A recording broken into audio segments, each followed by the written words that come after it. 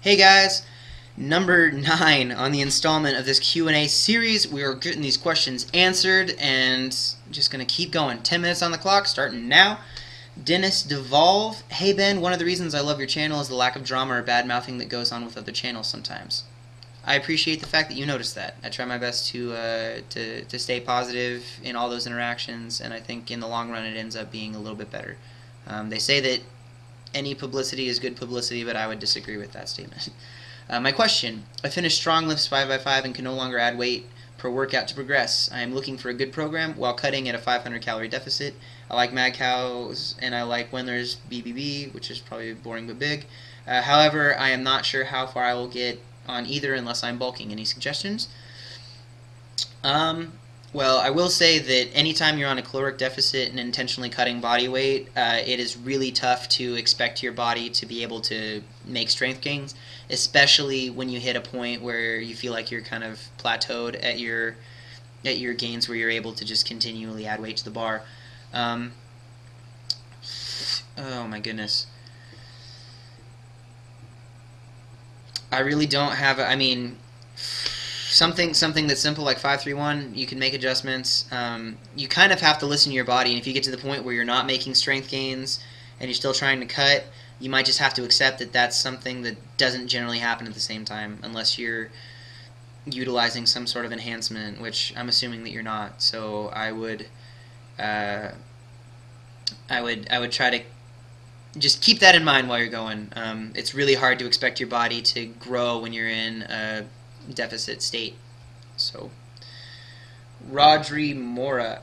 Yeah, Rodri Mora. Question: I've been training for 2 years now. My lifts are 230 deadlift, a 190 squat, a 135 bench press. I'm 169 centimeters tall and 77 kilos. I want to become a national powerlifting champion in my country, Spain. While training programs, would you consider? What training programs would you consider can make me one? Should I write my own? I'm natural. Um, I'm assuming those lifts are in kilos too. I can't really tell you. I mean, if you want to become a national powerlifting champion, awesome, man. Good for you. I respect the motivation and the drive. If you're asking me for a program, I can't personally write you one. I just do not have the time that I could commit to someone for that right now. Should you write your own? If you want to. I mean, it depends on your time frame. Again, I am a broken record when it comes to some of these basic things. You have to give yourself time to grow. You have to give yourself time to progress, especially if you're a natural lifter. And I would say that if you are looking for a program, check out some of the stock ones. Look at them. If you like what you see, give them a shot. Give yourself time to try them out. And if you're not finding progress, play around on your own a little bit and get some experience in program writing. I wouldn't recommend writing one if you don't even know where you're at or what you're doing. You say you've been training for 2 years, but if you're asking for a program, it's really hard to be able to give you something and say that, yeah, this will definitely work, because a lot of them will work. It just, try different things and see what ends up working the best for you. So I wish you luck, and I hope to hear your name in the future as a national Spanish powerlifting champion. Brij Trivedi. How's it going, Ben? If you had constant clicking in your shoulders when externally rotated and knees, but no pain, how would you go about fixing it, or is it something you wouldn't worry about? Thanks. I have a lot of things in my body, a lot of joint things that click. I still have this little thing in my shoulder. When I go like this, I can feel it kind of clicking. And just sometimes you have like a tendon that'll just snap over something. If there's not pain, personally, when it's me, I don't put a whole lot of focus into that. But if it's something that makes you nervous, and if it's happening a lot, you might want to get it checked out. I really don't know. I mean, you might have some sort of cartilage issue. Never hurts to get it checked out. I guess it's always better to be safe. It's rather something I'd rather get it checked out and not need to have it checked out than need it checked out and not get it checked out, if that made sense. So yeah. Philipp Otzen.Hey Ben. So why are you using Chucks and not expensive powerlifting shoes? Because I like my Chucks better, and I don't have money to put into powerlifting shoes, and I have tried them before, and I've tried Olympic weightlifting shoes before, and I don't generally think that you want to buy your way to anything. Anyway, when should someone use knee wraps? When you feel like using knee wraps. If your knees are hurting, and it's not a technique thing, if it's something that just the weight bugs your knees, maybe invest in a pair for safety. If you're trying to use them in a raw lifting meet, that allows knee wraps, I say why not? It's within the performance of the rules, and they're a fun way to add more weight, and they can help protect those joints. Are you doing any extra core work? Currently I'm not, just because the programs that I'm running right now are so intensive on those core lifts, like my squat and my bench and my deadlift are happening so often that I don't even really need a whole lot of core work because my core gets trashed every single training session. 2 months ago my external ligament tore, and now I am wanting to squat again, but my foot seems to slide in a bit.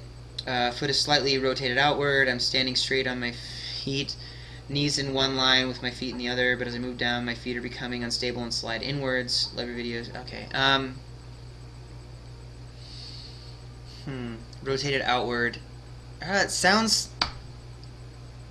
like you may be having an issue with some mobility, probably based off of scar tissue from the ligament that you tore.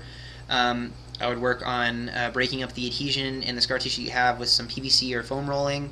Maybe get a lacrosse or a golf ball on the tight areas, and then work on your mobility religiously. If it's not something that's mobility related, I don't really have a piece of advice that I could really offer that would be of any help to you.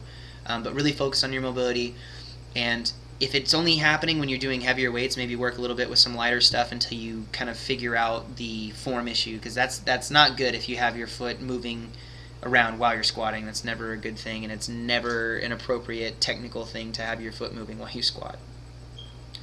Miles Joule Stovold.How, how much lower back soreness do you get during Smolov? I get a lot of back tightness during the sessions, but because of the way that I warm up my entire body beforehand and the way that I work on my mobility and my recovery afterwards, I do not get a whole lot of back soreness. It should be mentioned, though, that I'm kind of an outlier when it comes to back soreness in general. I've got a very overdeveloped lower back. I have very strong erectors and lumbars, and back soreness has not been an issue for me in a long time just because it's so developed back there. So personally, I don't have a lot of it, but I know a lot of other people do, and it takes a lot of focused attention to make sure that you prevent that soreness from becoming injury prone.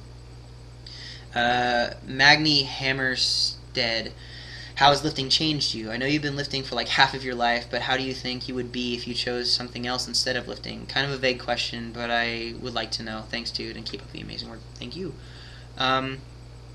I mentioned this earlier when someone asked me why I lift and why I love it. It has given me a focus point in my life. It has given me something that is consistent and solid and requires discipline and dedication that I can keep coming back to, that I feel like makes me a more honest person with myself. I feel like when you get to a high level of this sport specifically, you have no other choice but to be honest. You can't BS with yourself about it. It's so objective when it comes to, I am going to take this weight, and if I can move it, then I'm strong enough to move it. If I can't move it, then I'm not. And you can't really lie about that to yourself. And it's, I feel like my honesty has been improved from it. If I would have chose something else, I mean, I don't know. I like to think that my personality is just expressed through this, and that I would be similar, but I do feel like it has built the person that I am to a great extent. I feel like I define a lot of my personality based off of this thing that I do, because it's been such a big part of my life. Not because of what I can do with it, not because of how impressive it may be or what my accolades through lifting are, but I feel like it has helped me to, see a challenge, see something in my life, and work towards overcoming it, because, getting an A on that math test is not as hard as deadlifting 740 pounds. I just, it's relative, I guess, but that's kind of one of the things that's been there for me. So that's pretty much my 10-minute time limit on this one. Like I said, I've been doing these for a while. I think I have literally been talking at this computer for the last 2+ hours, and we are still going strong. I'm sorry if I'm starting to lose my voice. I'm sorry if I'm starting to do this, but the next video will be up hopefully soon after this, and we are going to get all these filmed tonight. I am dedicated to it. I have decided that it's going to happen. I'm so excited. Woo!